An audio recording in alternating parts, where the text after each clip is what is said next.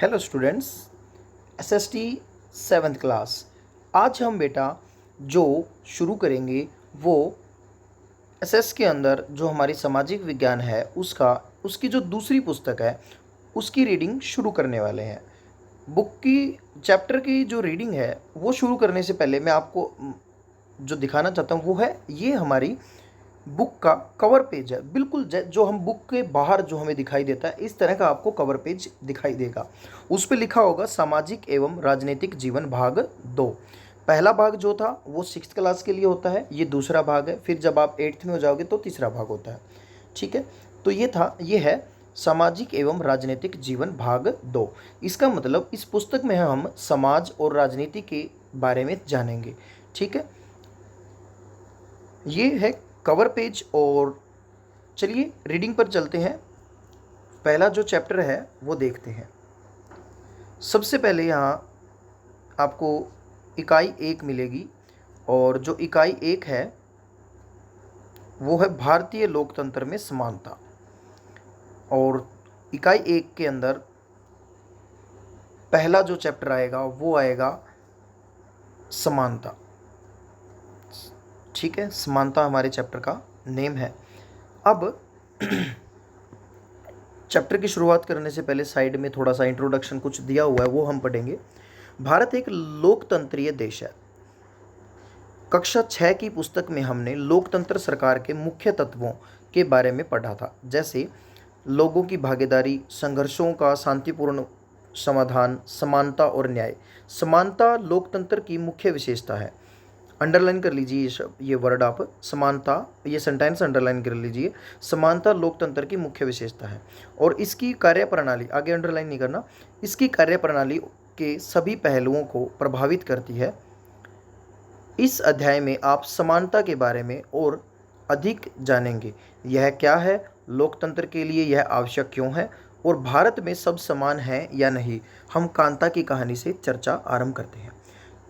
अब चैप्टर का main part हम रीड करना शुरू करेंगे। उससे पहले अभी मैंने जो रीड किया उसमें कुछ शब्द आए। हो सकता है किसी बच्चे को उन शब्दों के बारे में पता हो सकता है बहुत सारे बच्चों को इसके बारे में ना पता हो। जैसे लोकतंत्र, आप में से बहुत सारे बच्चे सोच रहे होंगे ये कौन सा तंत्र है लोकतंत्र। ठीक है, हमने स्वतंत्र सुना था, पाचन तंत्र सुना है, ठीक है, श्वसन तंत्र सुना है, लेकिन ये लोकतंत्र कौन सा है। तो लोकतंत्र क्या होता है बेटा, लोकतंत्र का मतलब होता है लोगों द्वारा बनाई गई व्यवस्था। अब लोगों द्वारा बनाई गई व्यवस्था को अगर आप साधारण तरीके से समझें, जैसे हमारे देश में हर 5 साल में चुनाव होते हैं, हर राज्य में चुनाव होते हैं 5 साल बाद, और सरपंच के पंचायत चुनाव भी होते हैं सरपंच के पद के लिए। ठीक है, पंचायत के चुनाव जिनको बोलते हैं। तो ये जो चुनाव होते हैं इसमें कौन हिस्सा लेता है, हमारे देश का प्रत्येक नागरिक इन चुनाव में हिस्सा लेता है, वोट डालता है। और वोट किसको डालता है, जिसको वो पसंद करते हैं। किसको पसंद करेंगे, कुछ लोग हर शहर के अंदर, गांव के अंदर, ठीक है, खड़े होते हैं इलेक्शन के अंदर नेता के रूप में कि भाई आओ हमें वोट दीजिए, और हम लोग उनको वोट देते हैं। जिसको सबसे ज़्यादा वोट मिलते हैं वो जीत जाता है। तो इसका मतलब, और फिर जब वो जीत जाते हैं तो वो हमारे देश के, हमारे गांव में पंचायत का गठन करते हैं, ग्राम पंचायत बनाई जाती है उनके द्वारा, या फिर शहर में जो नगर पालिका का संचालन है वो करते हैं, या फिर जो हमारा देश, हमारा राज्य है, मुख्यमंत्री बनते हैं और मंत्रिमंडल बनाते हैं। ठीक है, ऐसे ही प्रधानमंत्री चुने जाते हैं और वो सरकार बनाते हैं। वो क्या बनाते हैं, सरकार। यानी कि जो सरकार बनाएगी वो किसके द्वारा बनी है, उन लोगों के द्वारा नहीं जो इलेक्शन में खड़े हुए। सरकार हमने बनाई है, हमने वोट डाले और उन लोगों को चुना, तभी जाकर सरकार बनी ना। तो यही है बेटा लोकतंत्र। मतलब जिस देश में सभी लोगों को वोट डालने का अधिकार मिला हुआ है और सभी लोग वोट डालकर अपनी सरकार बनाने वाले लोगों को चुनते हैं, तो उस देश के सिस्टम को, उस देश की व्यवस्था को लोकतंत्रीय व्यवस्था कहते हैं, या लोकतांत्रिक देश उसको कहा जाता है। अब जो लोकतंत्र देश होते हैं उनके अंदर लोगों की भागीदारी जरूरी है, लोगों को पार्टिसिपेशन जरूर होगा, सभी लोग उसमें वोट डालते हैं। और क्या होता है, अगर किसी तरह का कोई संघर्ष चल रहा है लोगों के बीच में, सरकार से कोई नाराजगी है, तो उसका शांतिपूर्ण रूप से समाधान निकाला जाता है। समानता मिलती है सबको, कोई बड़ा छोटा नहीं, कोई अमीर गरीब नहीं, कोई ऊंची जाति नीची, कुछ नहीं, सब बराबर होते हैं लोकतांत्रिक देश में। ठीक है। और जो समानता शब्द है ना, ये एक खास विशेषता है, बड़ी इम्पोर्टेंट विशेषता है किसकी, लोकतंत्र की। ये एक ऐसी विशेषता है जो लोकतंत्र की कार्यप्रणाली मतलब काम करने के ढंग के ऊपर भी प्रभाव डालती है, असर डालती है।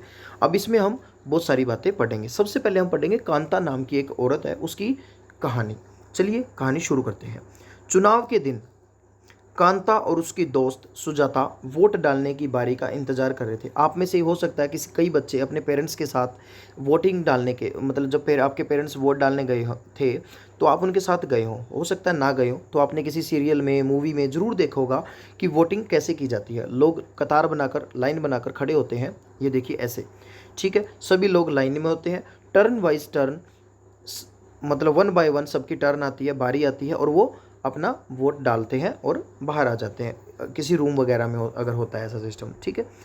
तो वहीं एक लाइन में कांता नाम की औरत खड़ी है जिसकी दोस्त सुजाता भी वहीं खड़ी है और वो दोनों वोट डालने की बारी का इंतज़ार करें कि हम कब वोट डालेंगे। अब देखिए, अब ये कांता बोल रही है। कांता क्या कह रही है, कितनी अच्छी बात है ना सुजाता कि हम सब अपने देश के समान नागरिक के रूप में वोट डाल सकते हैं। जैन साहब भी हमारे साथ उसी लाइन में खड़े हैं। हाँ बिल्कुल, ये किसने कहा, सुजाता ने। अब देखिए जो कांता थी, कांता ने कहा कि सुजाता कितनी अच्छी बात है, देखो वोट डालने का जो काम है उसमें हम सब नागरिक बराबर हैं, ठीक है। देखो जैन साहब जो इतने बड़े आदमी हैं, बहुत पैसे वाले, वो भी यहीं लाइन में खड़े हैं, ठीक है। तो सुजाता ने कहा हाँ बिल्कुल।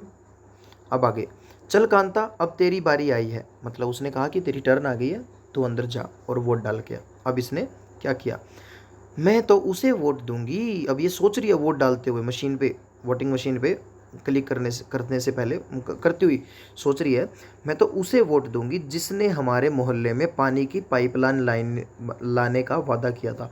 हम भी ऐसा ही करते हैं, हमारे पेरेंट्स जो हैं वो ऐसा ही करते हैं।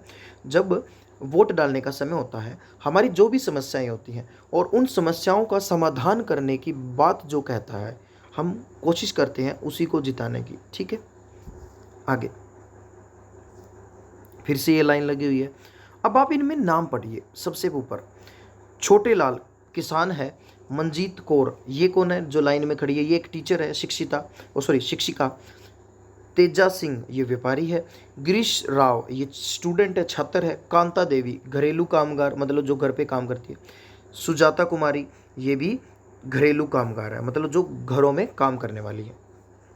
आगे और भी लोग हैं, अब्दुल रहमान कारीगर। अब यहाँ पर देखो ऊपर वाले जितने भी नाम है ना, वो किसको दर्शा रहे हैं, वो काम को दर्शा रहे हैं कि अलग अलग काम अलग अलग फील्ड से लोग आए हैं लेकिन सभी एक ही लाइन में है, ठीक है। इसका मतलब वोट डालने का अधिकार सबको समान रूप से मिला हुआ है, सभी काम वालों को।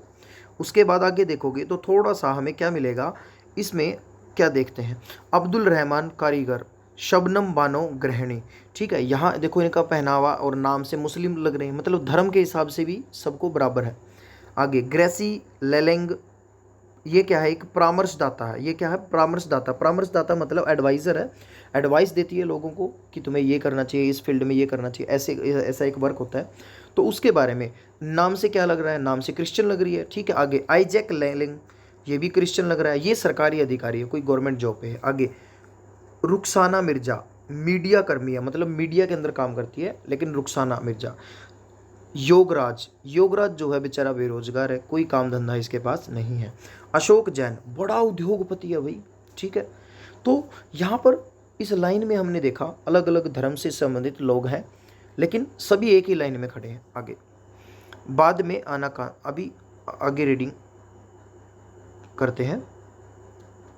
बाद में आना कांता, अब जो यहाँ पिक्चर में जो दिख रही है ये कौन है, ये वो औरत है जिसके घर में कांता काम करती है। जी नमस्ते साहब, इसने कहा जी नमस्ते साहब, इसने नमस्ते किए इस औरत को, इनको सॉरी ये जैन साहब है। बाद में आना कांता, इन्होंने इस ऐसा कहा, गुड़िया बुखार में पड़ी है, उसे अस्पताल लेकर जाना है। ये बात कांता कह रही है सुजाता को कि भाई मेरी जो बेटी है वो बुखार में है और उसे अस्पताल लेकर जाना है। पहले साहब के घर का काम कराऊं और उनसे कुछ पैसे उधार ले आऊं, कि पहले मैं थोड़ा बहुत काम निपटा दूंगी जिस घर में काम करती हूँ साहब के यहाँ, तो उसके बाद आने के बाद वहाँ से थोड़ा सा पैसा ले आऊँगी और फिर मैं डॉक्टर के अपनी बेटी को ले जाऊंगी। अब घर पर ये पी ले, यह पी ले, कुछ अच्छा लगेगा, और मैं अब शाम को लौटूंगी तो अपन अस्पताल चलेंगे, ठीक है। देखो, काम पे जाने लग रही है, शाम को वापस आएगी, लेकिन अपनी उसकी बेटी तब तक यूं ही बुखार से तड़पती रहेगी। आगे, गुड़िया बार बार बीमार नहीं पड़ेगी तो क्या होगा, इस बस्ती में तो कभी सफाई होती ही नहीं। अब ये लोग कह रहे हैं कि भाई बीमारियां फैली हुई हैं हमारी बस्ती में क्योंकि सफाइयां नहीं होती।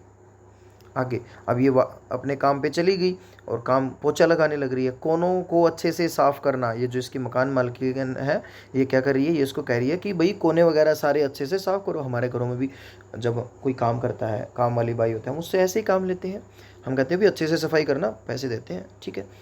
तो यहाँ पर भी ये चीज़ दिखाई गई है। तो ये थी ये कहानी।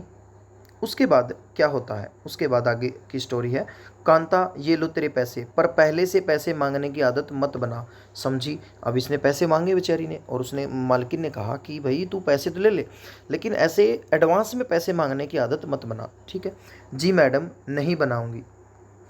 उस शाम को, मतलब उसी शाम की बात है आगे, बस जरा सी देर और बेटी, मतलब गोद में अपनी बेटी को लेकर कहाँ खड़ी है, कतार में खड़ी है। कतार कहाँ लगी हुई है, ये लाइन कहाँ है, ये हॉस्पिटल में लाइन लगी हुई है। जैन मैडम, और अब ये सोच रही है कांता, जैन मैडम और जैन साहब वोट डालने के लिए लाइन में भले ही खड़े रहे हों, पर अपने बच्चों के इलाज के लिए उन्हें लाइन में नहीं लगना पड़ता, ठीक है। अब वो सोच रही है कि भाई यहाँ हम हॉस्पिटल में लाइन लगा के खड़े हैं और वोट में भी लाइन लगी हुई थी, वोट डालने की लाइन में सब लोग लाइन में अपना अपना इंतज़ार कर रहे थे, वेट कर रहे थे, चाहे वो कितना ही अमीर हो। लेकिन जब इलाज की बात आती है तब ऐसा नहीं होता, तब गरीब लोगों को लाइन में लगना पड़ता है, लेकिन पैसे वाले लोग फटाफट अपना इलाज करवा के चले जाते हैं। तो ये बात उसके मन में चल रही है। तो ये थी बेटा कांता की कहानी। इसको आपने पढ़ा, ठीक है। आपने क्या देखा, आपने देखा समानता, लेकिन समानता कहाँ देखी, समानता देखी वोट डालने में, ठीक है। लेकिन एक एक क्षेत्र तो ऐसा है, एक स्थान तो ऐसा था जहाँ सब लोग बराबर हो गए, लेकिन एक जगह ऐसी भी देखी हमने जहाँ समानता नहीं नजर आई, हॉस्पिटल में, ठीक है। अब इसकी जो डिटेल्स होंगी वो मैं आपको नेक्स्ट टाइम रीड करवाऊँगा। आज के लिए इतना ही काफ़ी है। इससे क्या होगा, आपको थोड़ा सा इंटरेस्ट सा क्रिएट हुआ होगा शायद, और एक माइंड में भी सेट हुआ होगा चैप्टर थोड़ा थोड़ा, ठीक है। बाकी रीडिंग नेक्स्ट टाइम शुरू करेंगे। Thank you, have a good day.